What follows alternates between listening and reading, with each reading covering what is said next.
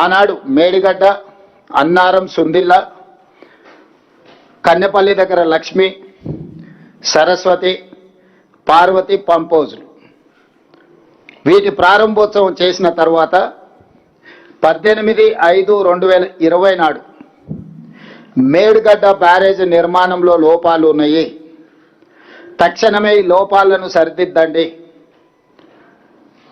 BV Ramanareddy, executive engineer, Kaleshwaram project, the project manager L and T and PAS joint venture Medigadda barrage మీద 18/5/2020 నాడు స్పష్టంగా in view of the forth coming monsoons the agency messrs L and T and PAS joint venture is requested to attend to the damages accord to the CC blocks, wearing coat, etc. and to it that they are well ordered at earliest. స్పష్టంగా project ప్రారంభించిన 11 నెలల లోపలనే Medigadda barrage నిర్మాణంలో లోపాలు ఉన్నాయి, రాబోయే వర్షాకాలం కంటే ముందే మే నెలలో లెటర్ రాసిండ్రు, జూన్ జూలైలో వర్షాలు ప్రారంభం అవుతున్నాయి, మీరు తక్షణమే ఇందులో ఉన్న లోపాలను సవరించడం ద్వారా రాబోయే వర్షాకాలంలో ఈ ఎత్తిపోతల పథకాన్ని మనం సరైన విధంగా వినియోగించుకోవచ్చని. అంటే చంద్రశేఖరరావు గారు సాగునీటి పారుదల శాఖ మంత్రిగా ఉన్నప్పుడే ప్రాజెక్టు ప్రారంభించిన 11 నెలల లోపలనే మేడిగడ్డ బ్యారేజ్లో లోపాలు ఉన్నాయని బయటపడడం, ఆ లోపాలను సరిదిద్దండి అని ఎగ్జిక్యూటివ్ ఇంజనీర్ సంబంధిత ఏజెన్సీలకు లేఖ రాయడం, నిర్లక్ష్యం వహించడం వల్ల అది పెరిగి పెద్దదై చివరికి మేడిగడ్డ బ్యారేజ్ కుప్పగూలే పరిస్థితి వచ్చింది. ఇది మొదటి సంఘటన.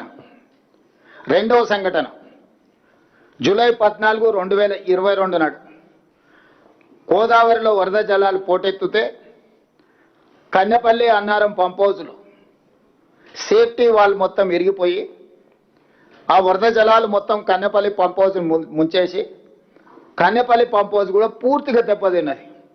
అది 2022 సంవత్సరం జూలైలో. అదేవిధంగా దాన్ని సరిదిద్దలేదు, దాన్ని రిపేర్లు పూర్తి స్థాయిలో చేయలేదు. ఇప్పటి కూడా కన్నెపల్లి పంపోజ్ 100% వినియోగంలోకి రాలేదు. 2023 అక్టోబర్ 24న ప్రాజెక్టు ప్రారంభించిన 4 ఏళ్లకే మేడిగడ్డ బ్యారేజ్ కుంగిపోయింది. అక్టోబర్ 22 నాడే ప్రాజెక్టు ఏఈ మహదేవ్పూర్ పోలీస్ స్టేషన్లో పోయి ఫిర్యాదు చేసింది. అక్టోబర్ 21, 2023 నాడు మేడిగడ్డ బ్యారేజ్ కుంగిపోతే తెల్లారే 22 నాడు మహదేవ్పూర్ పోలీస్ స్టేషన్లో చంద్రశేఖరరావు గారి ముఖ్యమంత్రి సాగునీటి పారుదల మంత్రిగా ఉన్నప్పుడు ప్రాజెక్టు కుంగిపోయింది, తక్షణమే దీని మీద విచారణ చేయండి అని చెప్పి ఆనాడు పోలీస్ స్టేషన్లో ఎఫ్ఐఆర్ కూడా చేయడం జరిగింది. ఆ తర్వాత అక్టోబర్ 22, 2023 నాడు కేసీఆర్ ముఖ్యమంత్రిగా ఉన్నప్పుడే నేషనల్ డ్యామ్ సేఫ్టీ అథారిటీ ఎంబడే ఈ ప్రాజెక్టు కుంగుబాటుపై కమిటీని నియమించి నవంబర్ 1, 2023 నాడు చంద్రశేఖరరావు గారు ముఖ్యమంత్రి ఉన్నప్పుడే ప్రాథమిక నివేదికను అందించారు.